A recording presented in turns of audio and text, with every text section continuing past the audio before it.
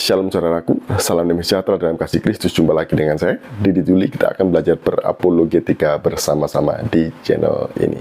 Kali ini saya akan menanggapi dan meluruskan seorang mualaf. Ya, katanya sih mualaf ini cerdas.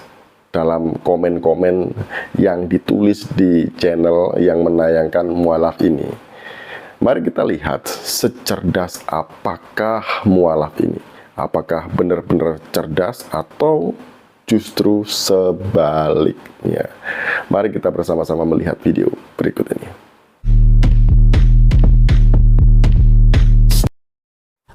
Berikutnya itu tentang kita langsung masuk aja ke kalau di Islam kan apa namanya? Maulid Nabi ya. Maulid Nabi. Ya, itu Natal. Oh. Natal. Nah, kalau Kristen Katolik itu merayakan Natal pada tanggal 25 April. 25 Desember. Sorry. Katolik nih ya? Iya, Katolik. Sama juga Protestan, tapi nggak semua seperti itu. Tapi Kristen Ortodoks itu di Januari. Oh, kok gitu? Bulan Januari. Dan yang saya pahami dari Alkitab itu, Yesus atau Isa Al-Masih itu lahir di musim apa sih? Dingin atau panas? Dingin. Panas ya? Panas. Panas. Pertanyaannya, kenapa paradigma Kristen itu menggambarkan bahwa seolah-olah musim salju Yesus lahir? Kenapa ya kayak gitu ya? Kenapa tanggal 25? Iya ya. Sedangkan yang saya tahu dan saya sudah membaca berkali-kali, 25 itu hari kelahiran dari dewa. Oh gitu. Yes. Dari dewa. Dewa Romawi kuno. Ya, Zeus mungkin ya? Ya, yes. Ya, Zeus mungkin ya. Betul. Oh gitu. Nah, dan saya pun berpikir kalau dalam penempatan tanggal aja berbeda, ini kan membaca kitab suci. Ya. Gereja ini begini, gereja ini begini. Ya. Ini padahal sama ayatnya. Berbeda penafsiran. Oke lah, Islam pun begitu. Ya. Tentunya beda. Tapi yang saya ambil adalah ini perbedaan yang sangat menjurus sebenarnya. Karena inilah yang membuat paradigma kaum Kristen itu menjadi terkotak-kotak. Iya. Nah, oleh karenanya saya beranggapan bahwa tanggal ini nggak pasti. Oke. Nggak pasti. Karena waktu itu tidak ada yang tahu Isa lahir kapan. Kalau Bapak Ibu nonton video ini secara keseluruhan, saya jamin Bapak Ibu sakit kepala dengerin mualaf ini ngomong. Karena ngomongnya itu lompat-lompat, nggak jelas, muter-muter, ya. Dan susah untuk dicerna. Hanya tampilannya aja yang kelihatan sok pintar. Padahal ya Bapak Ibu tahu sendiri, begitulah kualitasnya. Kalau begini, cerdasnya di mana sebenarnya kan ya? Nggak kelihatan cerdas sama sekali, justru malah sebaliknya. Nah, yang pertama tadi itu kan dia mengomentari mengenai kelahiran Yesus yang berbeda-beda penanggalannya antara Katolik, Protestan dengan Ortodoks. Nah, kenapa kok berbeda-beda katanya dia kan? Harusnya penanggalan itu sama.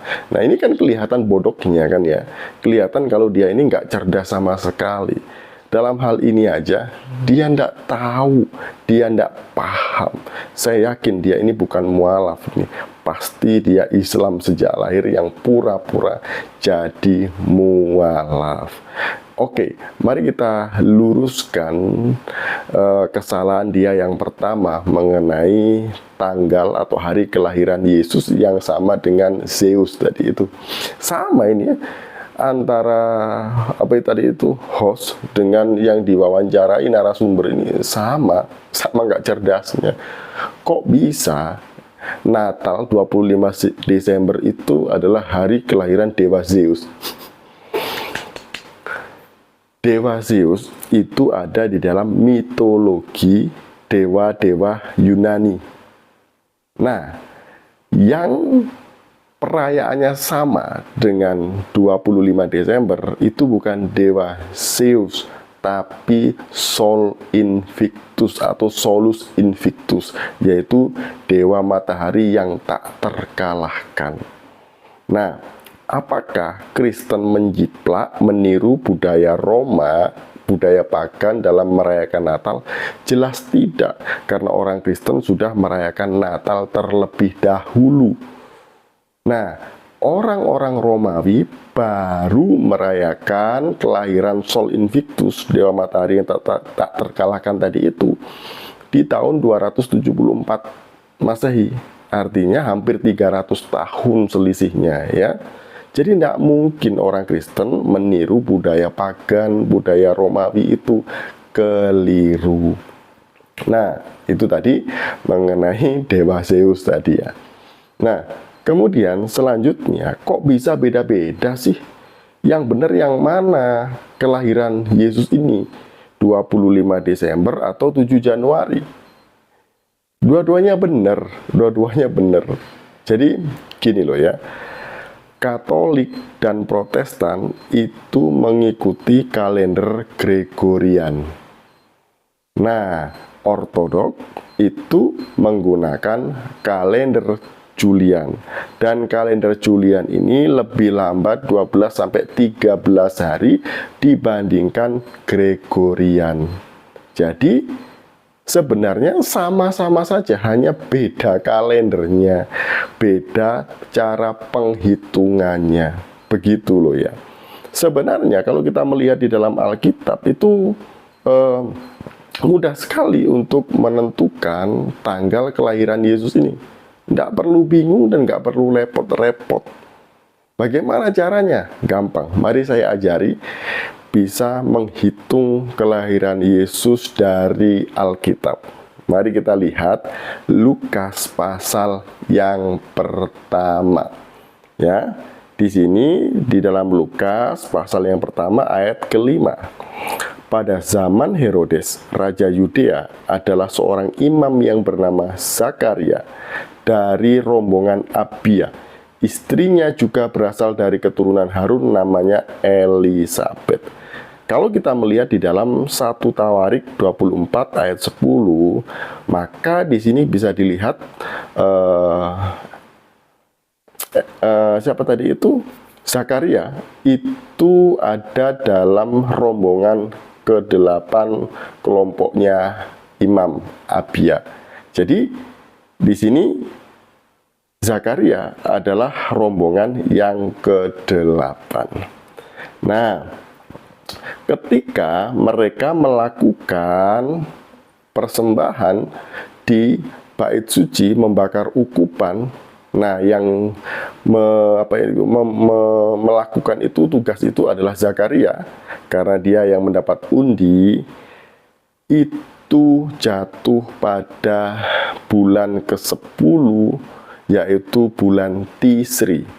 Nah, bulan Tisri ini kalau dikonversi ke tanggalan Gregorian itu jatuhnya tanggal 22 September sampai 8 Oktober. Dan kebetulan waktu itu jatuh pada hari raya Yom Kippur. Hari raya Yom Kippur. Nah, kemudian kita bisa melihat lagi di ayat yang ke-11 sampai 13. Maka tampaklah kepada Zakaria seorang malaikat Tuhan berdiri di sebelah kanan mezbah pembakaran ukupan. Melihat hal itu, ia terkejut dan menjadi takut. Tetapi malaikat itu berkata kepadanya, "Jangan takut, hai Zakaria, sebab doamu telah dikabulkan dan Elisabet istrimu akan melahirkan seorang anak laki-laki bagimu, dan haruslah engkau menamai dia Yohanes." Jadi ketika malaikat Tuhan menyampaikan kabar kepada Zakaria bahwa Elisabet akan mengandung, itu jatuh di bulan Tisri, di akhir bulan September. Nah, kemudian kita lihat lagi di sini ya. Kita lihat lagi di ayat yang ke-26. Dan bulan yang ke-6, dalam bulan yang ke-6 Allah menyuruh malaikat Gabriel pergi ke sebuah kota di Galilea bernama Nazaret 27 kepada seorang perawan yang bertunangan dengan seorang bernama Yusuf dari keluarga Daud. Nama perawan itu Maria. Jadi di sini di ayat yang ke-26 dikatakan 6 bulan kemudian malaikat Tuhan menampakkan diri kepada Maria untuk menyampaikan kabar sukacita. Jadi 6 bulan kemudian setelah bulan September, bulan apa? September, Oktober, November, Desember, Januari, Februari, Maret. Artinya pada bulan Maret malaikat menyampaikan kabar gembira kepada Maria.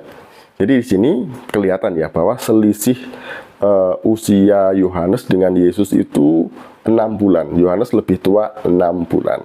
Nah, menurut tradisi gereja bahwa Yohanes itu lahir di bulan Juni tanggal 24. Nanti kita bisa menghitung itu ya. Sebelum ke bulan Juni tadi itu, tadi malaikat Tuhan menampakkan diri kepada Maria bulan Maret. 9 bulan setelah bulan Maret. Bulan apa? Maret, April, Mei, Juni, Juli, Agustus, September, Oktober, November, Desember. Pas 9 bulan kemudian adalah Desember. Jadi jelas bahwa Yesus lahir di bulan Desember. Nah, tadi saya katakan di awal selisih Yohanes dengan Yesus itu adalah 6 bulan. Menurut tradisi gereja, Yohanes lahir tanggal 24 Juni. Ya, 6 bulan kemudian setelah bulan Juni, bulan apa? Juli, Agustus, September, Oktober, November, Desember. Jadi, benar kan? Yesus lahir di bulan Desember. 24 atau 25 Desember. Itu adalah hari kelahiran Yesus berdasarkan Alkitab. Begitu loh cara menghitungnya. Gampang kok kalau mau belajar. Jadi jangan jadi orang Kristen yang bodoh nggak mau belajar ya. Kayak itu tadi itu. Akhirnya ya mualaf. Nggak mungkin kalau orang pintar mau belajar itu kemudian mualaf, itu nggak mungkin. Yang terakhir, dia tadi katakan bahwa Yesus lahir itu di musim panas, katanya dia itu. Nah, ini lebih ngaco lagi ini ya. Bulan Desember di Bethlehem itu adalah musim dingin. Cari saja, kalau nggak percaya, lihat di YouTube atau di website atau di Google, cek. Bulan Desember di Bethlehem adalah musim dingin, bukan musim panas. Memang hanya musim dingin biasa, tidak bersalju. Karena di Bethlehem tidak bersalju. Yang bersalju itu adalah di Gunung Hermon. Beda ya. Nah, kenapa kemudian tradisi gereja itu Natal selalu identik dengan salju kalau tidak bersalju di Bethlehem? Karena ini adalah budaya Barat. Indonesia itu juga ikut budaya Barat dalam merayakan Natal, termasuk Santa Claus, pohon pinus, pohon Natal dan lain sebagainya itu. Kenapa demikian ya? Karena di Barat Desember itu adalah musim salju, gitu loh ya. Jadi sebenarnya ini hanya tradisi, nggak ada kaitannya dengan Santa Claus, salju, kemudian apa itu namanya itu, pohon Natal dan lain sebagainya. Nggak ada itu pun itu. Natal tetap berjalan dengan meriah dan sukacita. Jadi inilah jawaban yang benar atas ya keapaan ini mualaf ini ya. Itu tadilah ya. Semoga kita menjadi umat Kristen yang pintar, tidak mudah dibohongi oleh orang-orang macam begini. Sekian dari saya. Shalom, salam waras. Tuhan Yesus memberkati kita semuanya.